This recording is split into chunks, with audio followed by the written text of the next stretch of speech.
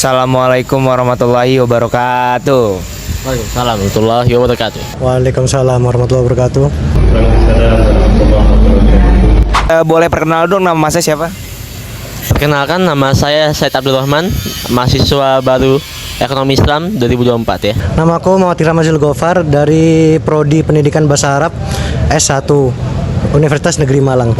Oke, aku mau nanya-nanya nih Mas, seberapa sering sih Mas Said nih mengunjungi masjid di lingkungan Universitas Brawijaya nih? Selain untuk kegiatan selain ibadah ya, kayak mungkin ada kajian-kajian, diskusi atau kegiatan sosial-sosial lainnya. Alhamdulillah lumayan sering ya. Mungkin kalau dari 1 sampai 5 kalau diskalain mungkin bisa sampai angka 3,5 lah ya. Wah, 3,5 kok kecil lah. 4. Saya biasa itu kesini tuh karena memang nyaman, memang karena pesantren itu emang sering berjam di masjid, ngadem di masjid, terus juga kadang ikut kajian di masjid habis zuhur ataupun habis maghrib. Karena setelah itu juga habis isya saya juga ada acara namanya halaqah tahfiz. Jadi lumayan sering saya mengunjungi masjid selain tujuan dalam ibadah gitu. Wah, kalau seringnya kayak kegiatan sosial gitu sering. Kajian-kajian juga ada, diskusi ada juga.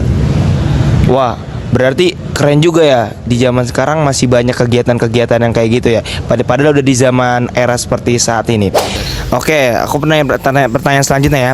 Apakah menurut Mas Said masjid di Universitas Brawijaya ini berperan aktif nih dalam memfasilitasi kegiatan Mas Said? Seperti mungkin kajian-kajian itu ada Infokus, dan juga ada live YouTube mungkin yang mempermudah gitu. Di Masjid Raden Patah yang biasa kita singkat MRP itu sangat memadai.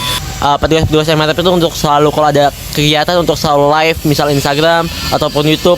Di sini kita juga ada sedekah lewat QRIS juga bisa, dan juga masih banyak fasilitas lain yang dapat mendukung kegiatan-kegiatan di MRP gitu. Kalau itu mungkin sudah diterapkan, misal kayak live streaming YouTube itu sudah. Terus juga kadang-kadang mahasiswa itu suruh ngisi kayak Google Form gitu untuk pengisian tugas gitu. Kalau untuk fasilitas sendiri, misal kayak ini eskalator juga ya, kayak sholat Jumat ada eskalator ini kan mempermudah. Misal kayak udah di lantai 1 udah full, eskalator mempermudah biar ke lantai 2-nya. Terus juga kalau ada kajian ada proyektor juga gitu.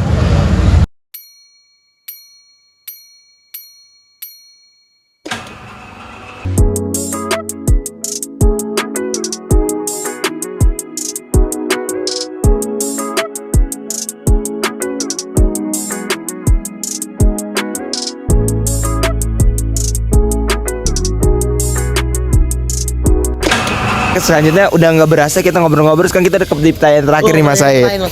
Pertanyaan terakhir, bagaimana? Sampaikan ya Mas David. Bukan dong, ini kan pertanyaan keempat yang terakhir. Bagaimana pandangan Mas Said nih mengenai peran masjid di Universitas Brawijaya sebagai lembaga pendidikan tambahan bagi mahasiswa di era digital ini?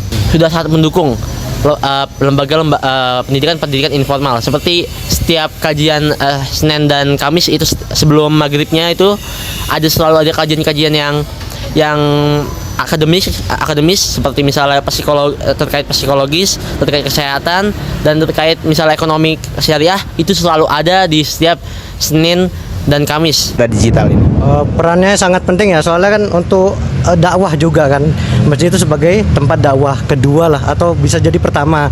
Soalnya kan bener-bener jadi tolak ukur juga, ketika masjidnya ada maka tempat dakwahnya juga ada gitu. Wis, luar biasa banget nih dari Universitas Negeri Malang nih ya.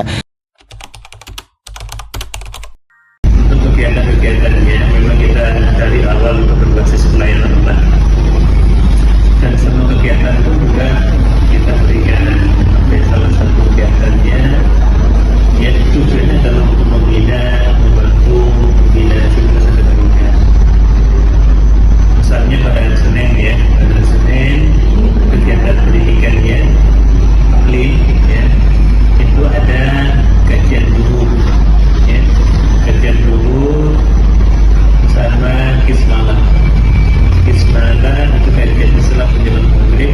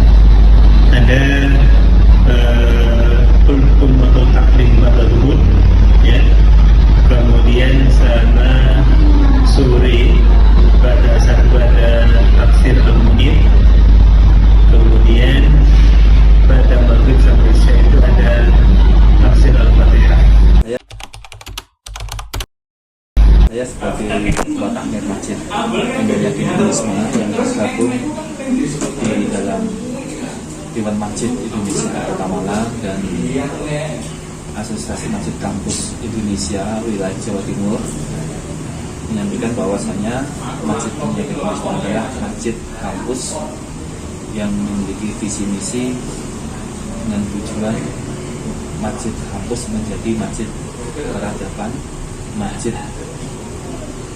memberikan dakwah, kemudian sosial dan peribadatan. Artinya visi ini adalah visi tujuan kita bahwasanya masjid menjadikan suatu peradaban, peribadatan, dakwah dan sosial. Ini visi kami. Dan misinya kita bisa melahirkan generasi-generasi terbaik di masjid-masjid kampus kita. Nah, maka dari itu program-program terkait dengan tercapainya visi misi harus sangat relevan menyongsong terwujudnya visi misi. Apa saja program-programnya? Program-programnya nanti bisa dilihat di dalam tulisan-tulisan terkait dengan secara teknis ya. Itu aja. Baik, jadi pada kesimpulan video kali ini yaitu ketiga universitas yakni UB, UN, UM, dan Unisma ini memanfaatkan masjid sebagai pusat aktivitas yang tidak hanya berorientasi pada ibadah, tapi juga pembinaan spiritual, intelektual, dan sosial. Meski memiliki visi dan program yang berbeda, masing-masing masjid berperan signifikan dalam mendukung pengembangan aktivitas akademik melalui pendekatan yang sesuai dengan karakter dan kebutuhan kampusnya.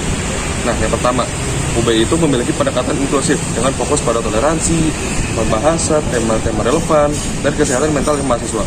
Lalu yang kedua ada UM. Nah, kalau UM ini memprioritaskan pemberdayaan mahasiswa dalam public speaking dalam pengembangan spiritual berbasis kegiatan mahasiswa.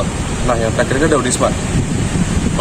Unisma ini berperan besar dalam pembinaan berbasis pendidikan formal melalui madrasah dan kajian kitab yang terstruktur. Nah, di ketiga universitas ini berperan sesuai dengan karakteristik masing-masing kampus, tetapi semuanya bertujuan membentuk komunitas yang religius, intelektual, dan sosial. Terima kasih Mas untuk wawancaranya. Saya Davin, terima kasih.